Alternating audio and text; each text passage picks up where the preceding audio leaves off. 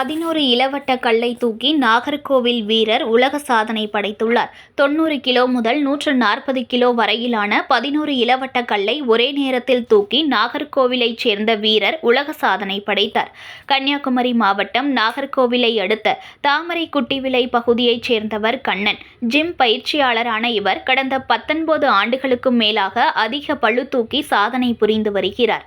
நாகர்கோவில் அருகே Viswasapuram 4 வழிச்சாலையில் 13.5 ton kilo எடையுள்ள tyre லாரியை கயிற்றால் கட்டி இழுத்து சாதனை படைத்தார். நாகர்கோவிலில் நடந்த சர்க்கஸ் ஒன்றில் தென்னாப்பிரிக்கா வீரர் சவாலை ஏற்று 89 கிலோ எடை கொண்ட கல்லை ஒன்றை கையால் தூக்கி சாதனை புரிந்தார். சுமார் 199 கிலோ எடையுள்ள கற்களை அடுத்தடுத்து தூக்கியும் டிராக்டர் டயர் மற்றும் வெயிட்டுகளை தோளில் சுமந்து செல்வது உள்ளிட்ட பல்வேறு சாதனைகளை செய்து வருகிறார்.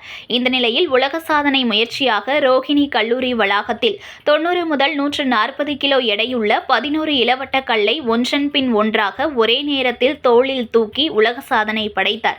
பின்னர் நடந்த நிகழ்ச்சியில் ரோஹிணி இன்ஜினியரிங் கல்லூரி தலைவர் நீலவிஷ்ணு, முதல்வர் ராஜேஷ், குமரி மாவட்ட உடல்வலு சங்க செயலாளர் சரவண சுப்பையா, சோழா உலக சாதனை புத்தக நிறுவனர் நீலமேகம் நிமலன், ஜான் ஹரிஸ் உள்ளிட்ட பலர் கலந்து கொண்டு சான்றிதழ் வழங்கினர்.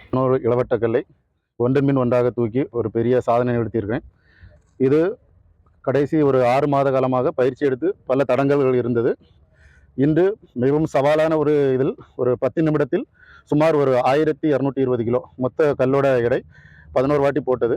இதுவரை நம்ம இந்திய வரலாற்றில் இதுவரை யாரும் பண்ணலை. உலக அரங்கில் யூஸ்வலாக அட்லஸ் ஸ்டோன் ஒரு 5 கல் வச்சு ஸ்டேஜில் தூக்கி வைப்பாங்க. என்னோட உடல் எடை 90 கிலோ. 90 கிலோவில் ஹையஸ்ட்டு என்னோட பாடி வெயிட்டோட 50 கிலோ எக்ஸ்ட்ரா தூக்கியிருக்கேன். நார்மலாக நம்ம ஊரில் பாரம்பரியம், தமிழக பாரம்பரியம் பொங்கல் மட்டும்தான் இந்த மாதிரி ஒரு போட்டி நடத்துவாங்க. இது எதுக்கு நான் இந்த காலேஜில் பண்ணேன்னா ஒரு விழிப்புணர்வு மாதிரி. நம்மளோட தமிழ்நாட்டில் இப்போ பார்த்தீங்கன்னா போதை உங்களுக்கு எல்லாருக்கும் தெரியும், அது ரொம்ப பரவலாக இருக்குது. இளைஞர்கள் ரொம்ப வீக்காக இருக்காங்க. அதனால தான் நான் இந்த கல்லூரியை சூஸ் பண்ணேன். இந்த ரோஹிணி கல்லூரி சூஸ் பண்ண காரணம் இந்த இளைஞர்களுக்கு நம்ம ஒரு விழிப்புணர்வாக இருக்கணும்.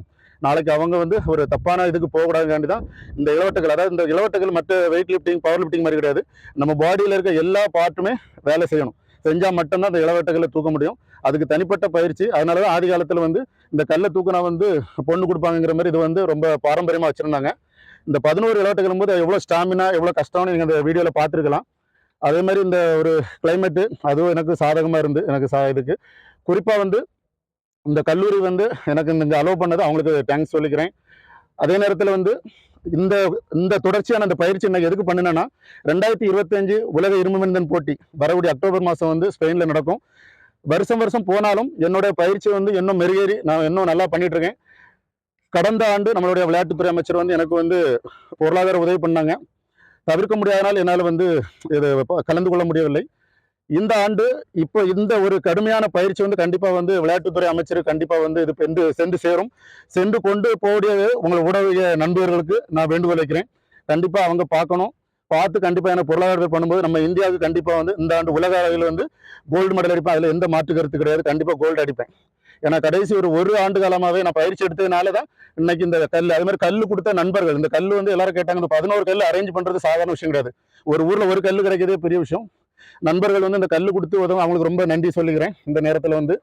அதே மாதிரி ஸ்பான்சர் இந்த சாதனை பார்த்தீங்கன்னா ஒரு 5 மாதத்துக்கு முன்னாடி பண்ணக்கூடியது. பல்வேறு தடங்கள் கூடாது.